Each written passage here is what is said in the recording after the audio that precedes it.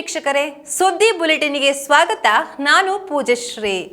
ಉಬರಡ್ಕ ಮಿತ್ತೂರು ಕೃಷಿ ಪತ್ತಿನ ಸಹಕಾರ ಸಂಘದ ಆಡಳಿತ ಮಂಡಳಿಯ ನಿರ್ದೇಶಕ ಸ್ಥಾನಕ್ಕೆ ನಿರ್ದೇಶಕರುಗಳಾದ ರಾಜೇಶ್ ಭಟ್ ನಿಖಿಲ ಹಾಗೂ ಪ್ರಭಾಕರ ಅಮೈ ರಾಜೀನಾಮೆ ಸಲ್ಲಿಸಿದ್ದಾರೆ. ಇಂದು ಬೆಳಗ್ಗೆ ಸಹಕಾರ ಸಂಘಕ್ಕೆ ಆಗಮಿಸಿದ ರಾಜೇಶ್ ಭಟ್ ನಿಖಿಲ ಹಾಗೂ ಪ್ರಭಾಕರ್ ಅಮೀರ್ ಅವರು ಸಹಕಾರ ಸಂಘದ ಮುಖ್ಯ ಕಾರ್ಯನಿರ್ವಹಣಾಧಿಕಾರಿ ಜಯಪ್ರಕಾಶ್ ಉರುಂಡೆ ಅವರಿಗೆ ರಾಜೀನಾಮೆ ಪತ್ರ ಸಲ್ಲಿಸಿದ್ದಾರೆ.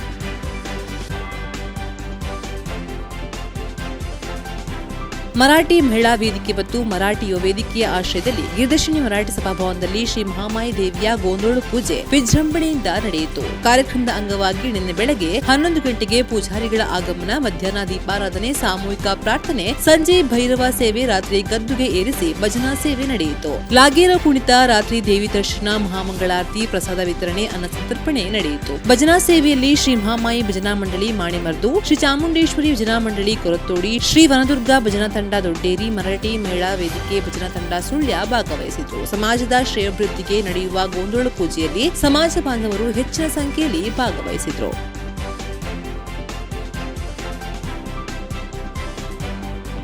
ಉಬರಡ್ಕ ಮಿತ್ತೂರು ಶ್ರೀ ನರಸಿಂಹ ಶಾಸ್ತವು ದೇವಸ್ಥಾನದ ಜಾತ್ರೋತ್ಸವ ಆರಂಭಗೊಂಡಿದ್ದು, ನಿನ್ನೆ ಬೆಳಗ್ಗೆ ಗಣಪತಿ ಹವನ, ಸಾನ್ನಿಧ್ಯ ಕಲಶಾಭಿಷೇಕ, ಮಹಾಪೂಜೆ, ಶ್ರೀದೇವರ ಭೂತಬಲಿ, ದರ್ಶನ ಬಲಿ, ಬಟ್ಟಲು ಕಾಣಿಕೆ, ರಾಜಾಂಗಣ ಪ್ರಸಾದ, ಅನ್ನ ಸಂತರ್ಪಣೆ ನಡೆಯಿತು. ರಾತ್ರಿ ಅಲಂಕಾರ ಪೂಜೆ, ರಂಗಪೂಜೆ ನಡೆದು ಶ್ರೀ ರಕ್ತೇಶ್ವರ ದೇವದ ಕೋಲ ನಡೆಯಿತು.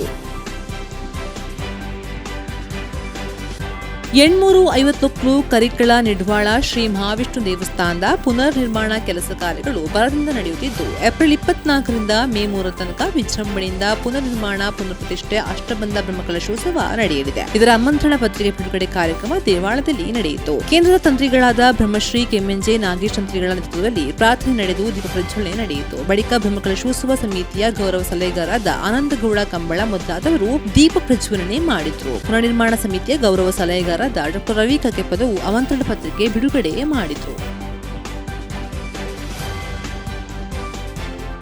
ಸುದ್ದಿ ಬುಲೆಟಿನ್ ಮುಂದುವರೆತೆ ಸ್ಮಾಲ್ ಬ್ರೇಕ್ನ ನಂತರ.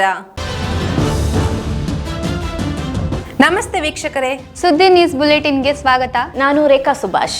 ನಾನು ದಯಾನಂದ ಕೊರತೋಡಿ. ನಾನು ಪ್ರಜ್ಞಾ ಸಾಲ್ಯನ್ ಕಿರ್ಪಳ. ನಾನು ಯಶವಂತ್ ಕಾಳಮನೆ. ನಾನು ಜಯಶ್ರೀ ಕೊಯ್ಗೋಡಿ. ನಾನು ಶಿವಪ್ರಸಾದ್ ಆಲಿಟಿ. ನಾನು ಪೂಜಶ್ರೀ. ನಾನು ದುರ್ಗಾಕುಮಾರ್ ನಾಯರ್ಕೆರೆ.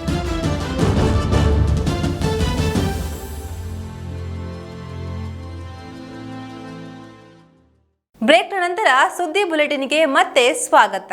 ಪೆರಾಜೆ ಶ್ರೀ ಶಾಸ್ತಾವು ದೇವಸ್ಥಾನದಲ್ಲಿ ಮಾರ್ಚ್ 9ರಿಂದ ಏಪ್ರಿಲ್ 10 ತನಕ ಒಂದು ತಿಂಗಳ ಜಾತ್ರೋತ್ಸವ ನಡೆಯಲಿದ್ದು, ಇದರ ಆಮಂತ್ರಣ ಪತ್ರಿಕೆಯನ್ನು ದೇವಸ್ಥಾನದ ಮಠದಲ್ಲಿ ಬಿಡುಗಡೆಗೊಳಿಸಲಾಯಿತು. ಅಕಾಡೆಮಿ ಆಫ್ ಲಿಬರಲ್ ಎಜುಕೇಷನ್ನ ಉಪಾಧ್ಯಕ್ಷೆ ಶ್ರೀಮತಿ ಶೋಭಾ ಚಿದಾನಂದ ಆಮಂತ್ರಣ ಪತ್ರಿಕೆ ಬಿಡುಗಡೆಗೊಳಿಸಿದ್ರು. ಆಡಳಿತ ಮುಖ್ಯಸ್ಥರಾದ ಎನ್ಎ ಜಿತೇಂದ್ರರವರ ಅಧ್ಯಕ್ಷತೆಯಲ್ಲಿ ಸಭೆ ನಡೆಯಿತು. ಶರತ್ ಮೇಲಡ್ತಲೆ ಅವರ ನೇತೃತ್ವದಲ್ಲಿ ದೇವಾಲಯದ ವೆಬ್ಸೈಟ್ ನಿರ್ಮಾಣಗೊಂಡಿತ್ತು. ಈ ಸಂದರ್ಭದಲ್ಲಿ ಶ್ರೀಮತಿ ಶೋಭಾ ಚಿದಾನಂದ ಅವರು ಲೋಕಾರ್ಪಣೆ ಮಾಡಿದ್ರು. ಈ ಸಂದರ್ಭದಲ್ಲಿ ದೇವಾಲಯದ ಆಡಳಿತ ಮುಖ್ಯಸ್ಥರಾದ ಎನ್ಎ ಜಿತೇಂದ್ರ, ಆಡಳಿತ ಕಾರ್ಯದರ್ಶಿ ತೇಜಪ್ರಸಾದ್ ಅಮೆಚೂರು, ದೇವತಕ್ಕ ರಾಜಗೋಪಾಲ್ ರಾಮಕಜೆ, ಸಹಾಯಕ ಕಾರ್ಯದರ್ಶಿ ಚಿನ್ನಪ್ಪ ಅಡ್ಕ, ಶರತ್ ಮೇಲಡ್ತಲೆ ವೇದಿಕೆಯಲ್ಲಿ ಹಾಜರಿದ್ದರು.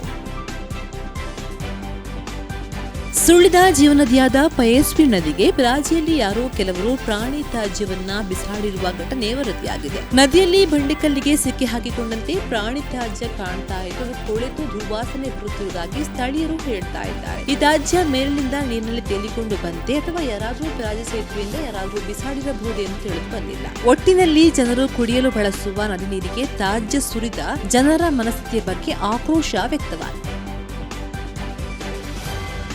ಮಹಿಳೆಯೊಬ್ಬರು ನೇಣು ಬಿಗಿದು ಆತ್ಮಹತ್ಯೆ ಮಾಡಿಕೊಂಡ ಘಟನೆ ಮರ್ಕಂಜ ಗ್ರಾಮದಿಂದ ವರದಿಯಾಗಿದೆ. ಮರ್ಕಂಜ ಗ್ರಾಮದ ಕಂಜಿಪಿಲ್ಲಿ ಮಾಧವಗೌಡ ಎಂಬುವರ ಪತ್ನಿ ಕುಸುಮಾ ಎಂಬುವರು ಆತ್ಮಹತ್ಯೆ ಮಾಡಿಕೊಂಡವರು. ನಿನ್ನೆ ಮಧ್ಯಾಹ್ನ ಗಂಡ ಮತ್ತು ಮಗ ಊಟ ಮಾಡಿ ಮನೆಯಲ್ಲಿ ಮಲಗಿದ್ದ ವೇಳೆ ಈ ಘಟನೆ ನಡೆದಿದೆ ಎಂದು ತಿಳಿದು ಬಂದಿದೆ.